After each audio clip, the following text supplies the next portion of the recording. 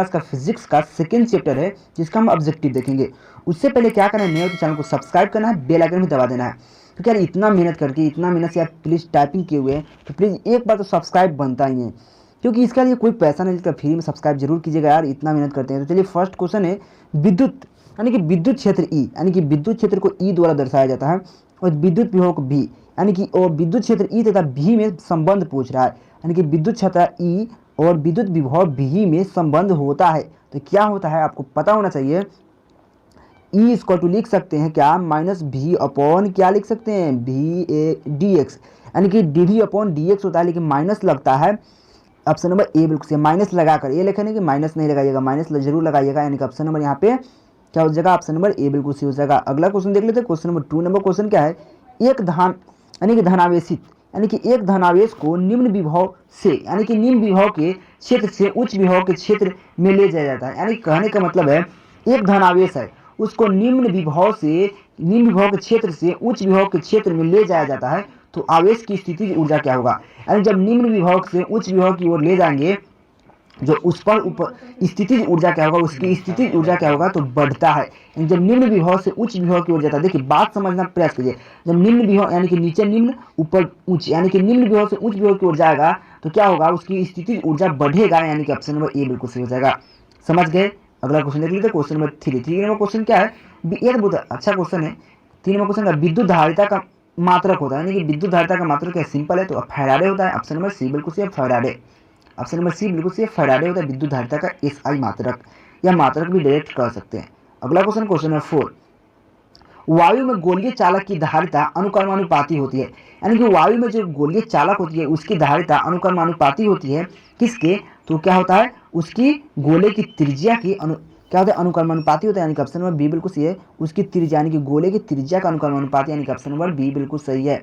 अगला क्वेश्चन देख लेते हैं, क्वेश्चन नंबर 5 नंबर क्वेश्चन क्या है, देखिए बहुत अच्छा से देखिए जब इतना मेहनत से टाइपिंग किए हुए, हिंदी में टाइपिंग करने में पता है क्या दिखता होगा हमको और कितना मेहनत करते होंगे, तो प्लीज यार सब्सक्राइब कीजिए, लाइक कीजिए। देखिए 5 नंबर क्वेश्चन क्या है, दो आवेशित वस्तुओं को, यानी कि दो आवेशित वस्तुओं को जोड़ने पर उसके बीच विद्युत धारा क्या होता है, प्रवाहित नहीं होती है। यानी कि क्या कहा, दो आवेशित वस्तुओं को जोड़ने पर उसके बीच विद्युत धारा प्रवाहित नहीं होती है, यदि उसके आवेश समान हो, धारिता समान हो, विभव समान हो, प्रतिरोध समान हो। यानी कि जब प्रवाहित कब नहीं होगा, जब उसके बीच विभव यानी कि प्रवाहित नहीं होता है, कब उसका जब विभव समान होगा तो प्रवाहित नहीं होगा, यानी कि ऑप्शन नंबर यहाँ पे सी बिल्कुल सही है।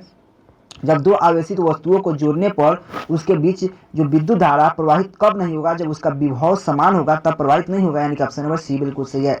अगला क्वेश्चन, यह देखिए क्वेश्चन नंबर कुछ ज्यादा खास नहीं है। 6 नंबर क्वेश्चन में C1 तथा C2 धारिता से दो क्या है, दो धात्विक गोले पर कुछ आवेश है, बात समझिए। C1 तथा C2 धारिता से दो, यानी कि धारिता से दो धात्विक गोले पर कुछ आवेश है, यानी कुछ आवेश है, इनके परस्पर यानी कि इन पर परस्पर स्पर्श कराकर, यानी दो गोला है उसको परस्पर स्पर्श कराकर, यानी कि इसको सटाकर स्पर्श कराकर हटा दिया जाता है।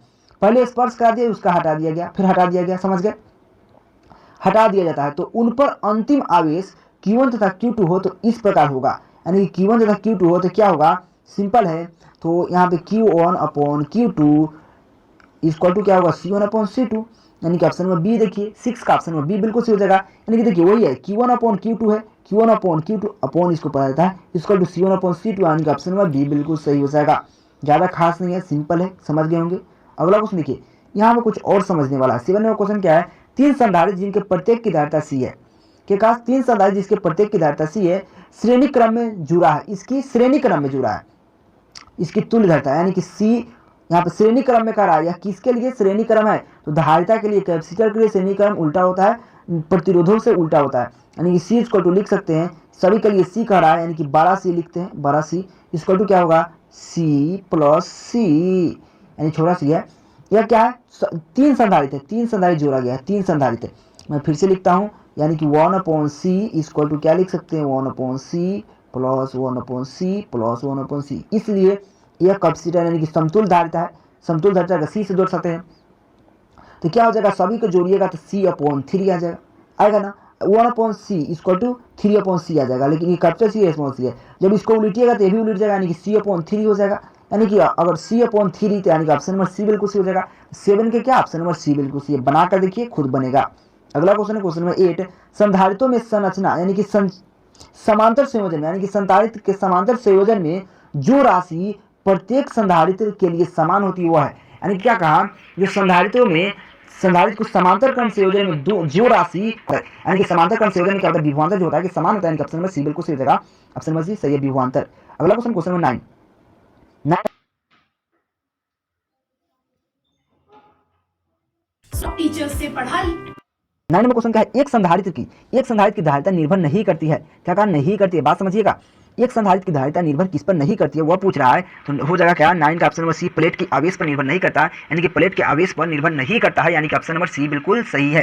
अगला क्वेश्चन देख लेते हैं क्वेश्चन नंबर 10। देखिए यहाँ पे कुछ समझिए, यहाँ पे समझने वाला है और साथ में बनाने वाला है। देखिए बनाने का प्रयास करते आप समझिएगा, यानी कि जो 1 माइक्रोफैराड धारिता के 2 संधारित्र जिसको समांतर क्रम में जोड़ा हुआ है 2 है, यानी कि 1 माइक्रोफैराड प्लस 1 माइक्रोफैराड यानी कि 2 माइक्रोफैराड हो गया।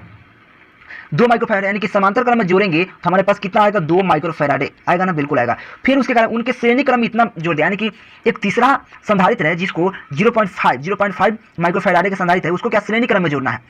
तो अब क्या करेंगे हम, यानी कि 2 माइक्रोफैराड है, 2 माइक्रोफैराड क्या है और क्या करना है और किसको जोड़ना है और श्रेणी क्रम में किसको जोड़ना है, 0.5 माइक्रोफैराड है। 0.5 को हम लिख सकते हैं 1/2 माइक्रोफैराड लिख सकते हैं, 1/2 माइक्रोफैराड लिख सकते हैं इसको। तो अब क्या है, श्रेणी क्रम में जो है यानी कि 1/c लिख सकते हैं 1/2 माइक्रोफैराड प्लस क्या हो जाएगा 1/1/2 हो जाएगा, क्योंकि 1/2 ना है माइक्रोफैराड, तो सबका अपॉन 1/2 यानी कि 2 ऊपर जाएगा, यानी कि 2 ऊपर जाएगा, डायरेक्ट 2 ऊपर चल जाएगा, यानी कि 2 प्लस क्या हो जाएगा 2 हो जाएगा। यहाँ पे समझ रहे बात को, 2 हो जाएगा। अब इसको जोड़ेंगे तो 1/c क्या हो जाएगा, यहाँ पे लसा लेंगे 2 यानी कि 1 + 4 हो जाएगा, यानी कि क्या हो जाएगा 5/2 हो जाएगा, 5/2 यानी कि 1/c 5/2 यहाँ पे बनाने का प्रयास करते हैं।